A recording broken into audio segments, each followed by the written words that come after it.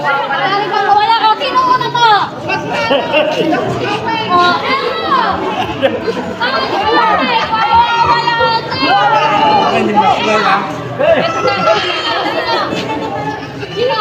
Kilala pa eh.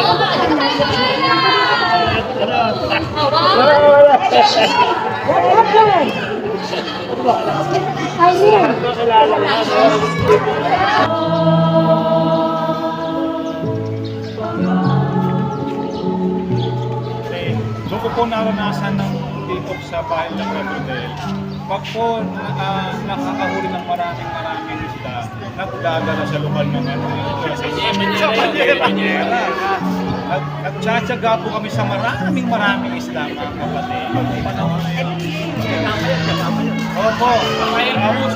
Tapos po, minsan yung mga servant, para po alam nyo lang, yung mga servant po minsan, maglalabing kay Brad Fredo. Dadali niya po sa malayo dyan. Maliligo sila. Maliligo. Kami rin po, mga Porta Boys, ginagawa po namin. Panahon na yun, mga kapatid. Kaya po, awa po ng Panginoon, yung Brad Fredo, nakakatulong po namin sa gawa.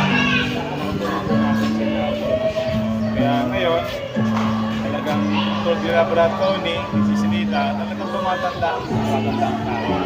Kaya habang may lakas, may buhay, nagkasakit po si Brad Fredo eh, na ano po siya, na life stroke. Na-stroke po kasi siya, kaya napektuhan po yung kanyang memory. Napektuhan po. Sabi niya, yung tang signal niya, nawawala-wala. Wala daw sa live.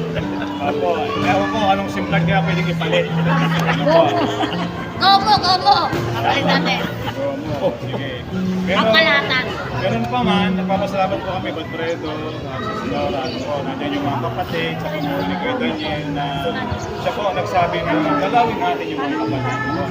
Wala man tayo sinisino kung sino yung mga tagalawin, pero siyempre, kayo po yung isang mga priority.